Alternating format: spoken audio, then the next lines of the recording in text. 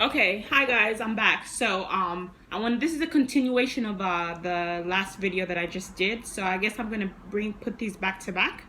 But yeah, oh yeah, my name is Iyara, and I'm from East Africa, Uganda, Kampala, and don't forget to subscribe if you like this channel, and give this video a thumbs up if you like it, thumbs down if you don't, comment or just don't. But this information is just for your information. It's just me expressing myself and just like, you know, doing what God wants me to do. Like when I was out there, when I was out in the streets doing shows. I'm a singer, and I'm a dancer, and I'm an artist. So when I was out there, this was how I was eating. I was literally like on the street, homeless. I didn't have anywhere to go. I left everything behind. I was like, I wanted to know God more. I had my daughter. After I had my daughter, I had my apartment, but I lost my apartment. And ever since, and this was like 2010, and ever since 2010, I haven't been able to have stable living. So I've been like traveling and just doing shows. Just the spirit of God, the artistic person in me just comes out, and it's like telling me, you need to get out there, telling me you need to hustle, you need to express yourself, you need to do these things. And especially the fact that I came from such an abusive background. I never was able to yell at anybody. I was never able to like be mad at anybody and just really like cry and just really like, for hurting me or for abusing me or for beating me. And I never was able to talk to anybody. And so this became a problem within me. It caused problems. It caused mental problems. I could not go like study in school. I could not focus and concentrate in school because I was so busy, first of all, trying to learn English. When I first came here from Africa, I didn't know English at all. I was like 9 years old and I didn't know English. So when I was in school, I was behind. I was always behind because I did not know English. So I literally had to ask God to help me forget my language. That way I can focus on learning English so kids don't bully me for being African. I got bullied a lot for being African by a lot of African Americans, to be honest. And I'm not saying all African Americans are this way, but most of the ones that I ran into used to bully me because they didn't like, this was in Houston, Texas, they didn't like African American, they didn't like Africans. So they felt ashamed. They felt like, oh, you're poor, you dirty, you stink, you're not a part of me, we're clean, we're better than you. So this is how the African Americans in Houston were acting. Now when I moved to Los Angeles, I didn't get a lot of this because in Los Angeles there's a lot of foreigners and a lot of people from Africa, from Jamaica, from different places. And in New York, I didn't really receive racism from the black people, from the black Americans, because in these states there's a lot of foreigners. So the African Americans in these states actually appreciate foreigners more because they live amongst foreigners. So in Houston it's more racist because it's a lot of Africans, but it's not like a tourist place. It's not that many, there's not that many, Africans that live there. So it's just the way the mentality is in Houston. It's so different, and it's just like, for me, it was just bad. It was just like, it was bad, so I had to learn how to speak like Americans. I had to learn how to speak like black Americans. I had to transform my accent back to this or to this, whatever it is. People say it sounds British, but it probably does, but it's more African. I even asked God to give me this accent because I had lost it. I had an accent before, but I didn't know exactly how it sounded like when I first came to the United States. And then when I moved to and then when I would move to the hood, or when I was living amongst the black Americans, then I started having like a white American accent. I because my stepdad was white, so I learned how to talk like him. But when I went to school, I was getting teased because my accent was noticeable. And so every day I would practice to talk like black people, like African Americans. And I would literally say like, hold on, I have to turn this AC off. The AC was on, so it's like it's messing with my vocals. When the AC is on and you're talking, it's like the air is like getting into your vocals and making it scratchy. But anyways, So I experienced that, and it was just like it just confused me. It made it so hard for me to function properly because I was like trying to fit in. I was trying to not get killed out there, and I'm like, people are making fun of my clothes. They're like, oh, you wear the kids in middle school, they're like, you wear the same uniform, you guys are poor. And I'm thinking like, yo, I'm just happy to be in America, to be honest. I'm happy I'm not living, not that Africa is bad, but where I was living, we were living in a house, in a big house, but I was being beaten and abused by my stepmother. And my father wasn't around, and my stepmother used to beat me with like the biggest stick, a big long stick, like, and she would beat me, and she beat me so bad, and I was only like 6 years old at the time, like 6 or 7 years old. How can you beat a young child with a stick like that, just because she thought, she thought I was with boys at 6 years old? But in school they made us stay in school to clean the floors, so I was late to come home, and she misunderstood and thought I was hanging out with boys, and she beat me. And so she always used to beat me and abuse me and put holes in my head, and she just was doing witchcraft on me every day. So I was happy to be out of that lifestyle, to not be with that woman, to not be beaten, to not be, even if my birth mother beat me too, it wasn't as bad as back home. So people can say Africa is a beautiful place, but I strongly believe that Africa needs a lot of change. There's a lot of rules that Africa has that they need to kind of relax a bit. And then beating on kids and hitting. Back when I was in Uganda, in Africa, in school, they used to beat us. Children shouldn't be getting. How can a child study if she's getting beaten for not wearing clean underwear? Or because in Africa, some of the parents don't have money they only have money to pay for you to go to school. They don't have money to buy you new things, new underwear every day. So sometimes you have to keep up with yourself because your parents are too busy trying to figure out what you're going to eat, or all these things. It's really hard to survive in Africa. I'm going to tell you, at least in my part of Africa. I don't know about South Africa and other places, but where I was from and the way I was raised, it was hard to survive.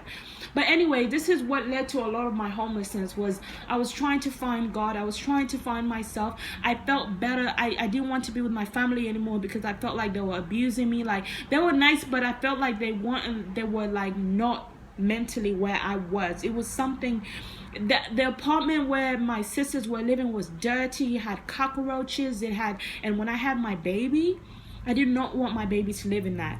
And so I had a girl that, I'll get more into that, but I had a girl that helped me out. She was a stripper, and I was babysitting her son, and she was paying me like $100 like a day to babysit, and I was saving my money, and I got an apartment.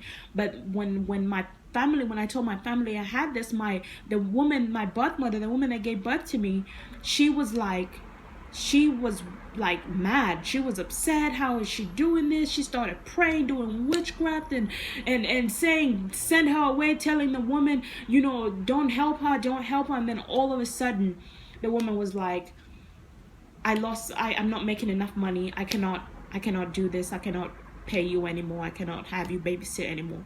And just like that, my whole apartment and my money was gone.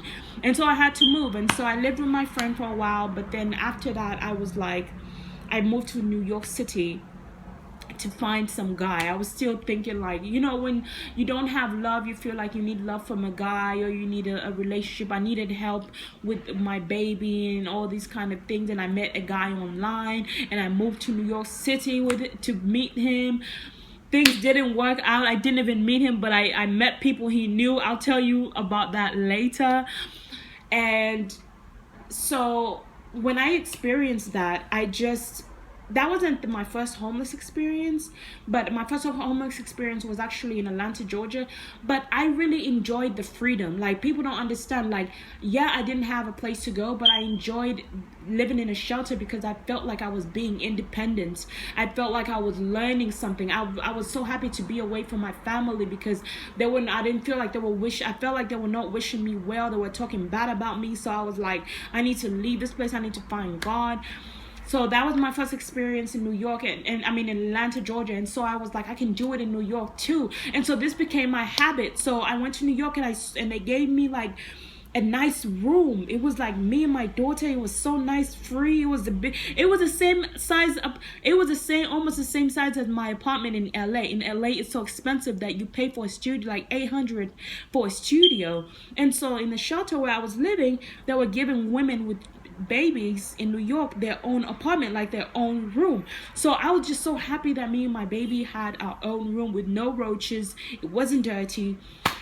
And so this became this became a habit. I talk about the whole thing, how my daughter got adopted, and I'll tell you more about that in another video. But I just want to get into this subject real quick. But being homeless, I've learned a lot of things that have been going on, and these are things that I could talk about with people, because I realized God was putting me through this situation to kind of show me what's going on, and show me what to shine a light on, because I believe I'm rich. I know I have money. I know I have, in my country, I'm a princess, and I know God, I have good luck with these things, and God has blessed me in so many ways. And once I discovered how to earn money, I'm like, let me sit down and prepare myself for these earnings first before I throw myself out there. Because once you have all this money, you get anxious and you don't know what to spend your money on, and you start spending your money on all these things. So I just wanted to have things to talk about. Like when I was doing shows out there, I didn't have my network. I didn't have a YouTube channel. I didn't have an Instagram where I was getting all these fans and all these people, but I didn't have a camera to take pictures of them as they were taking pictures of me.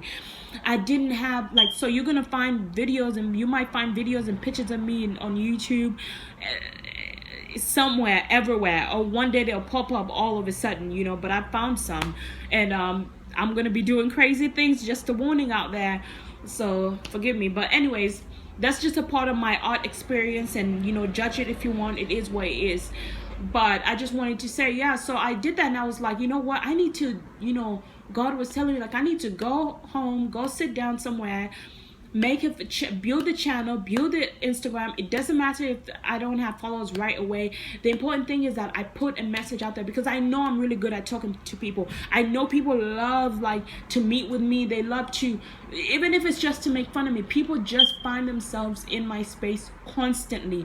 And so whenever I meet people that I can talk to, have great conversations with, I always we always can never talk long enough. We're always running out of time. So I want to be able to say, hey, go to my channel and check out some of the things that I'm talking about. And if you find them interesting, you can comment about them. You can share the videos, whatever you feel. So I wanted to talk about, you know, how I felt about the rule of transgenders being in oh my God, this is so big, because in the last videos I was talking about hermaphrodites and transgenders or whatever, forgive me, but oh my God, like, what, there has to be a restroom for transgenders alone. I know a lot of people are scared of releasing their true gender, or saying that they're a change or they're a half or whatever they are, but it's so important, because when you're in the restroom, there are women that don't feel comfortable with men being in the restroom. It doesn't matter if you have if you wear makeup, or if you look like a girl, if you dress like a girl. If you're not a girl, there are women that feel that have been violated by men, and there are men. Some men pretend to be women, or to pretend to have this illness just to be closer to women. There are some sick guys out there that they will do anything just to be closer to women. And when I was inside of the shelter, I was literally hearing some guys, you know, talking to this guy, this transgender, you know, transvestite, talking to, not the one that was in the bathroom, but another one was talking to this older woman and telling her, oh, sexual things, some weird sexual things. And I'm like, why are you talking to this woman like that?